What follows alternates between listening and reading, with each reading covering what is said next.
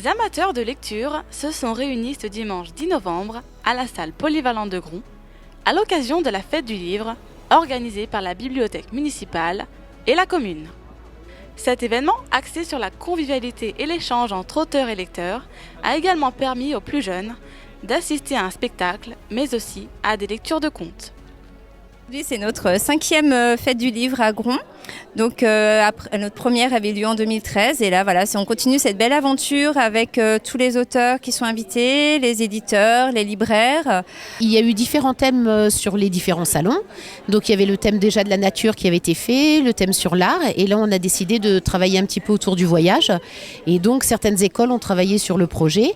Et il y a des petits carnets voyage qui peuvent être réalisés tout au long de la journée sur le salon. Et des plus gros carnets qui ont été faits au sein de la bibliothèque sur une manifestation un mercredi après-midi. De 10h à 18h, les bibliophiles présents ont pu assouvir leur soif de connaissances littéraires grâce aux maisons d'édition, aux libraires et aux auteurs invités. Alors, donc, je me suis lancée dans cette histoire de Rosenblues. Si vous voulez, j'ai choisi d'inscrire cette histoire de blues, c'est un hommage au blues, dans une problématique actuelle. Je suis partie d'un fait réel qui se passe en Éthiopie. Et donc j'ai écrit l'histoire d'un jeune homme qui est nomade, qui a son troupeau, et un jour se trouve pris dans les fils de fer barbelés, ne peut plus accéder à l'eau. Donc ce garçon part en exil. Depuis tout petit, son ancêtre lui avait légué un harmonica et lui avait appris à jouer de l'harmonica. Et il va partir en exil avec son harmonica.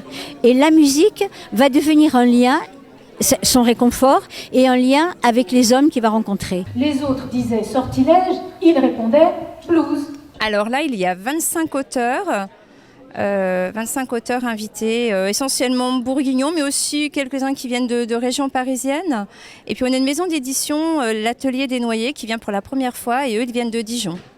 Les écoliers des communes de Gron, Rozoy et Tigny ont eux aussi pris part à la fête, en fabriquant notamment un livre sur le thème du voyage, qui a été lu par Aaron, 7 ans. Ça, c'était le garde de la reine d'Angleterre.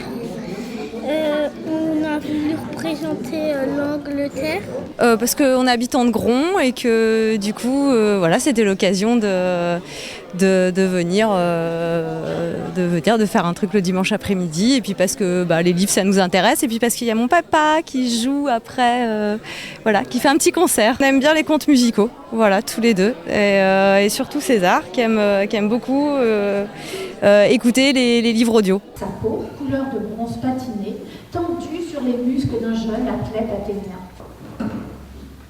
Arrivé parmi eux, on sait comment, à ce carrefour des civilisations méditerranéennes qui a pour nom Éthiopie. En résumé, amateurs de polar, de BD, de poésie ou même de livres artistiques ont chacun pu s'y retrouver et se cultiver davantage le temps d'une journée.